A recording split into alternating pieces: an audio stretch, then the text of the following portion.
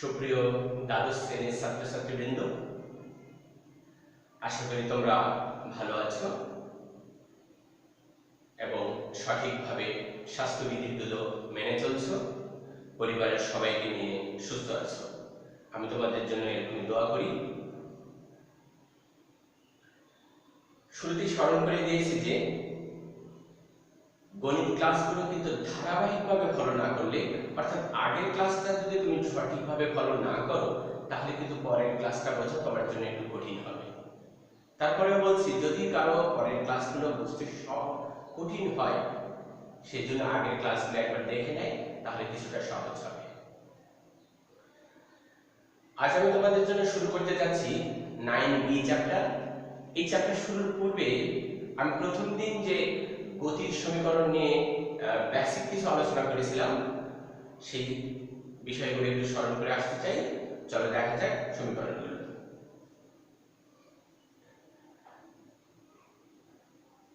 সরল রেখায় চলমান কোনো বস্তুর আদিবেগ যদি u হয়, শেষ বেগ যদি v হয়, t সময়ে শেষ বেগটা v হলো, s দূরত্ব অতিক্রম করেছে এবং ত্বরণ এবং মন্দন যদি f হয়, তাহলে গতির সমীকরণগুলো আমরা আগেই জেনেছি।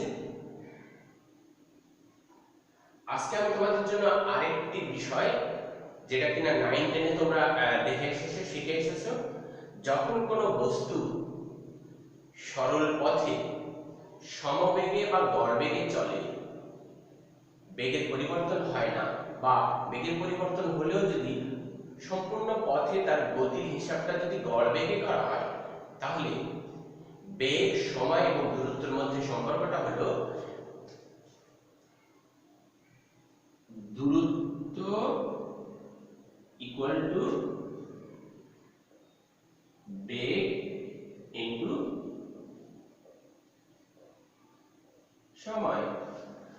দূরত্বকে যদি আমরা s বলি, বেগকে যদি আমরা v বলি এবং সময়কে যদি t বলি, তাহলে দেখব সমবেগ বা গড়বেগের ক্ষেত্রে s = vt। এই যে সূত্রগুলো, গতির সূত্রগুলো, এই সূত্রগুলো দিয়ে চলে দেখা যায় কিছু গাণিতিক সমস্যার সমাধান করার চেষ্টা করি। চ্যাপ্টার 9B নাম্বার 1, একটি কার স্থির অবস্থা থেকে সমত্বরণে 1 কিলোমিটার পথ 2 মিনিট অতিক্রম করলে বেগ কত হবে? আমরা ধরে নিচ্ছি এই সমস্ত পথটা 1 কিলোমিটার, যা কিনা সরল s। 1 কিলোমিটারকে আমরা মিটারে নিলাম এবং টোটাল টাইমটা 2 মিনিট, t = 2 মিনিট 120 সেকেন্ডে নিলাম।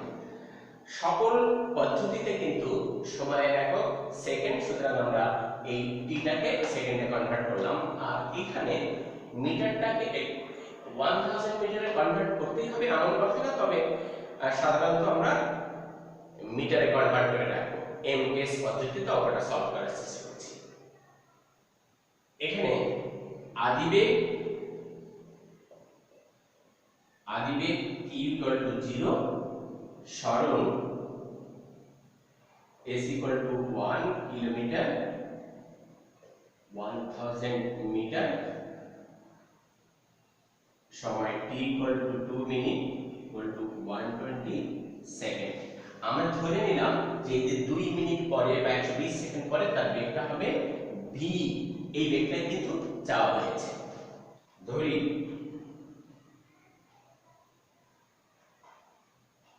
2 মিনিট পর বেগ v। আমরা জানি দূরত্ব ইকুয়াল টু গড়বেগ ইনটু সময়। দূরত্ব হলো 1000 মিটার, দ্যাট মিন্স 1000 ইকুয়াল গড়বেগ। এখানে গড়বেগটা কি হবে? গড়বেগটা হবে আদিবেগ এবং শেষ বেগের যোগফলের অর্ধেক, অর্থাৎ u + v / 2 আর সমান t। আমরা যদি এখানে e এর ভ্যালু এবং t এর ভ্যালু যদি বসিয়ে দিই, অটোমেটিক্যালি আমরা v এর ভ্যালুটা পেয়ে যাব। দেখা যাক।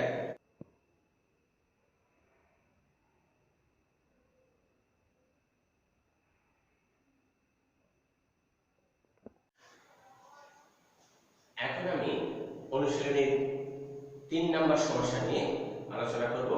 তবে এই সমস্যাটা আলোচনার পূর্বে আমি আরেকটা জিনিস শিখাতে চাই, সেটা হলো একটা বস্তু ত্বরণে চলছে, বেগ প্রতিনিয়ত বাড়ছে, একটা নির্দিষ্ট সেকেন্ডে সে কত দূরত্ব অতিক্রম করে। যেমন কিনা মনে করো একটা বস্তু ইউ বেগে চলছে টি সময় পরে তার বেগ হলো ভি, দূরত্ব হলো এস। এখানে ভি বেগ হওয়ার মানেই হলো এখানে হয় ত্বরণ না হয় মন্দন কিছু একটা রয়েছে। আমরা ধরে নিলাম সেই ত্বরণ বা মন্দনটা হলো এফ। তাহলে ওই যে লাস্ট নির্দিষ্ট সময় অর্থাৎ একটা নির্দিষ্টতম সেকেন্ডে, মনে করো 7 নাম্বার সেকেন্ডে সে কতটা দূরত্ব অতিক্রম করবে। 7 এর জায়গায় যদি আমরা টি ব্যবহার করি তাহলে সেই টি তম সেকেন্ডের অতিক্রান্ত দূরত্বের সূত্রটা হলো এস, মনে করো টি তম second equal u plus half 2t minus 1। যদি ত্বরণ হয় তাহলে এখানে আমরা প্লাস ব্যবহার করব, আর যদি মন্দন হয় এখানে আমরা মাইনাস ব্যবহার করব। অর্থাৎ কিনা নির্দিষ্ট একটা তম সেকেন্ডে, কোন নির্দিষ্টতম সেকেন্ডে সে কতটা দূরত্ব অতিক্রম করে তার সূত্রটা হবে এস টি তম। টি এর জায়গায় একটা 6 সেকেন্ড বসে দিলে 6 তম সেকেন্ডে সে কত দূরত্ব অতিক্রম করবে, এখানে 6 তম হবে, এখানে টি এর জায়গায় 6 হবে।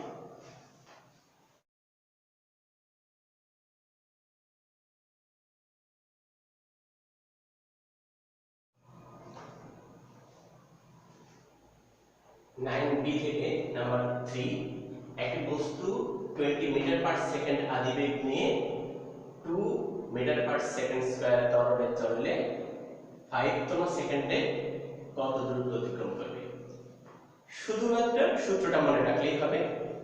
আমরা শিখেছিলাম টি তম সেকেন্ডের অতিক্রান্ত দূরত্ব এস টি তম equal to u plus half f 2t minus 1। এখানে ইউ এবং এফ এর ভ্যালু টি এর ভ্যালু বসে দিলেই পেলে আমরা 5 তম সেকেন্ডের অতিক্রান্ত দূরত্ব এফ 5 তম আমরা পেয়ে যাব। খুব সিম্পলি তোমরা নিজেরা করে নিতে পারবে। দূরত্বের একক metre. This is the answer.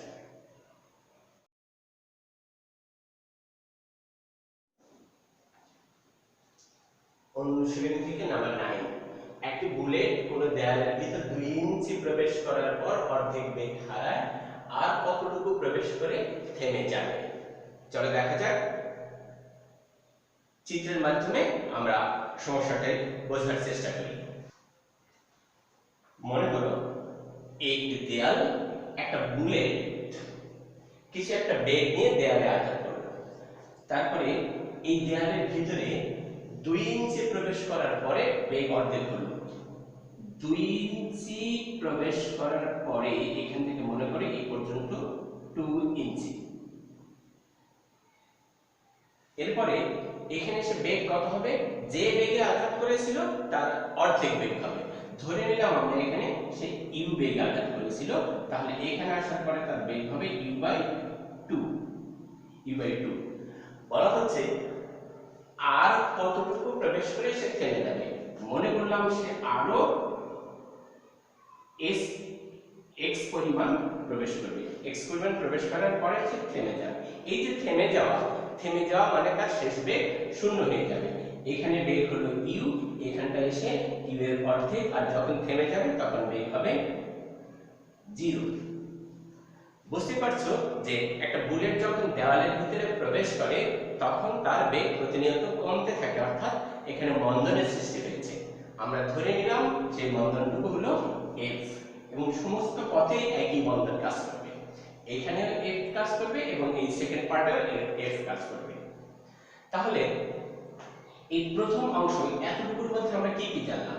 এটা হচ্ছে আদি বেগ, এটা হচ্ছে ইউ বাই 2 হচ্ছে শেষ বেগ, সরণ হচ্ছে 2 ইঞ্চি এবং মন্দন হচ্ছে এফ। তাহলে আমরা প্রথম অংশ থেকে পাবো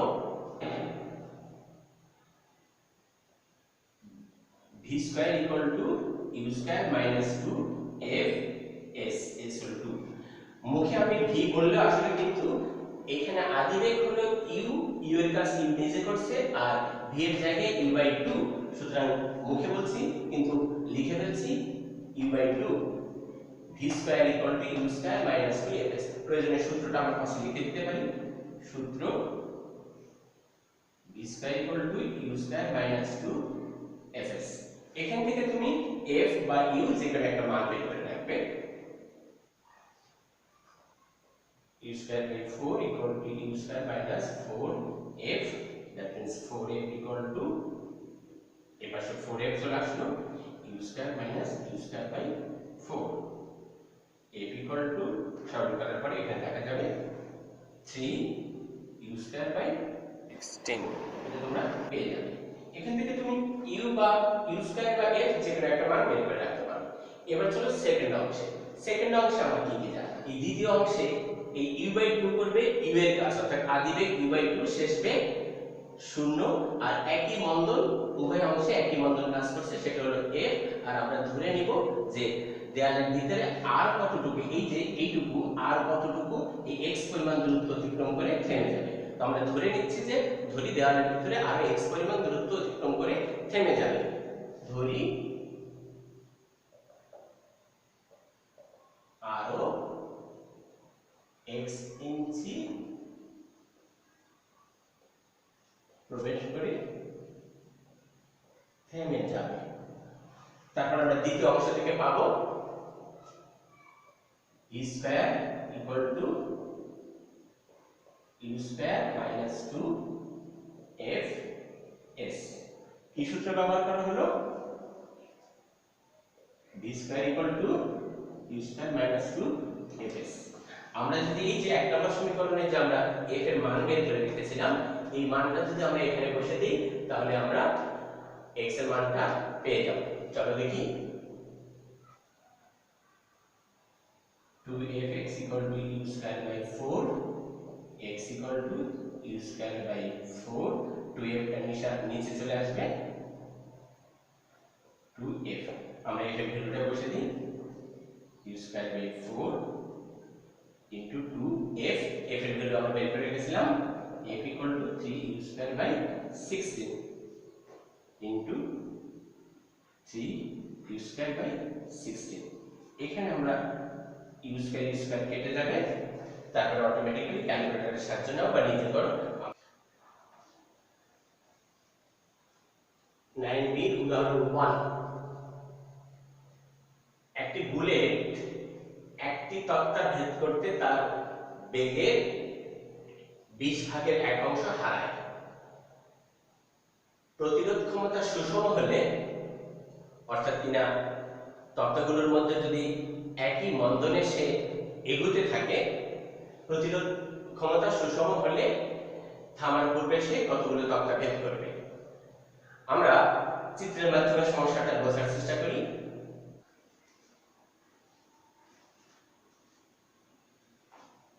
মনে করে এখানে একই বেধ, মানে চওড়া একই চওড়ার কতগুলো তক্তা এখানে সাজানো আছে।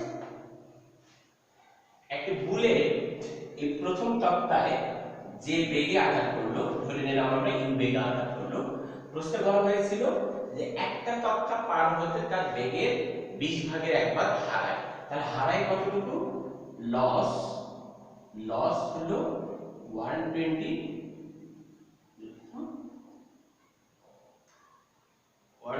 অংশ। তাহলে এই একটা তক্তা পার হওয়ার পরে তার বেগ কতটুকু থাকে? যদি আমরা u থেকে u মাইনাস u ইনটু 120 বাদ দিয়ে দিই তাহলে থাকে 19u/20। এই জায়গায় তার বেগটা হবে 19u/20। আমরা ধরে নিলাম যে এভাবে চলতে চলতে সে nটি তক্তা পার হয়ে সে থেমে যাবে, শেষ বেগ 0 হবে। তাহলে একটা তক্তার বেধ যদি আমরা d ধরে নিই, এইটুকু যদি চওড়া d পরিমাণ ধরে নিই, তাহলে nটি তক্তা, এই টোটাল এই ডিসটেন্সটা হবে, একটা তক্তা যদি d হয় nটি তক্তা হবে nd। আর এই তক্তার ভিতরে সব জায়গায় মন্দনটা সুষম, এটা প্রশ্নকর্তা বলে দিয়েছে। সুতরাং f সব জায়গায় একই f দিয়েছি। তাহলে এই যে প্রথম তক্তার ক্ষেত্রে আমরা কি জানলাম এবং সবগুলো তক্তার ক্ষেত্রে আমরা কি জানি। প্রথম তক্তার ক্ষেত্রে আমরা জানা আছে, ধরে নিয়েছি আমি ইউ বেগে আঘাত করেছে এবং এটা আদি বেগ, শেষ বেগটা হলো 92/20। সরণ যতটুকু বেদ, সেই বেদটা আমি ধরে নিয়েছি ডি। আর আমরা আগে বলেছি যে এই যে এফটা কিন্তু সমস্ত জায়গায় একই এফ কাজ করছে। তাহলে আমরা প্রথম অংশ থেকে পাবো, প্রথম তত্ত্বের ক্ষেত্রে আমরা পাবো v square equal two u square minus 2f s। s এর কাজ করবে কি d। এখান থেকে আমরা 2fd এর ভ্যালুটা বের করে রাখি। 2fd ইকুয়াল টু এটা পাওয়া যাবে 361 ডিভাইডেড বাই 400 u স্কয়ার। তোমরা নিজেরা করে দেখতে পারো। অনুরূপভাবে বুলেটটি যখন n সংখ্যক তক্তা ভেদ করে থেমে যায় তখন তার আদিবেগ কত হবে? তার আঘাত করার বেগ অর্থাৎ u। আর যখন থেমে যাবে তখন শেষ বেগ 0। তাহলে আদিবেগ হলো u, শেষ বেগ হলো 0। দূরত্ব কত হলো?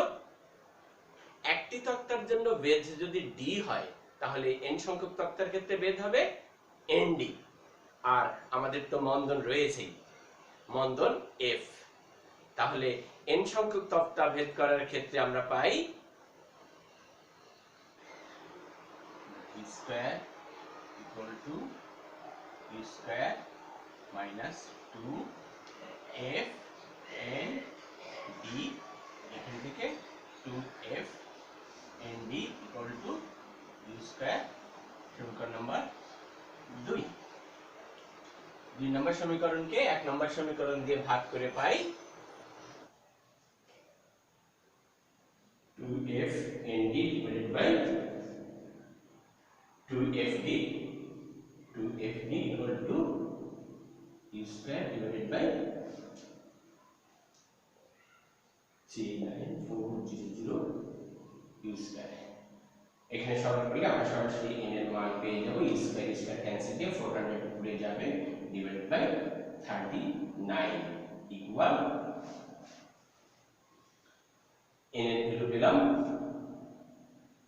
10^39 প্রশ্নের অ্যানসার দেখে কিন্তু বোঝা যাচ্ছে যে এখানে একটা ফ্র্যাকশন এসেছে, অর্থাৎ কিনা পূর্ণ সংখ্যায় পূর্ণ 10টি তক্তা সে পার হবে, পরপর সাজানো 10টি তক্তা পার হওয়ার পরে 11তম তক্তা 39 ভাগের 10 ভাগ সে ভিতরে প্রবেশ করবে।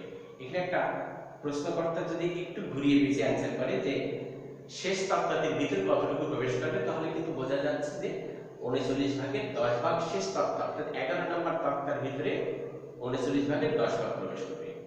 প্রশ্ন কিভাবে করে সেভাবে দেখে খুব ঠান্ডা মাথায় অ্যানসার করবে। যদি বলা হয় পূর্ণ কতটি তক্তা ভেদ করবে তাহলে তোমরা বলবা 10টি। যদি বলা হয় শেষ তক্তার ভিতরে কতটুকু প্রবেশ করবে তাহলে বলবা 39 ভাগের 10 ভাগ। আর যদি এমনি বলা হয় কতটি তক্তা ভেদ করবে সেক্ষেত্রে তোমরা এই পুরোটাকে অ্যানসার হিসেবে দিতে পারো। ওকে, আমরা আজকে কয়েকটি গাণিতিক সমস্যা দেখলাম। আজকের ক্লাসের আলোকে আমি কিছু বাড়ির কাজ দেব তোমাদের, যা তোমরা নিজেরা করার চেষ্টা করবে।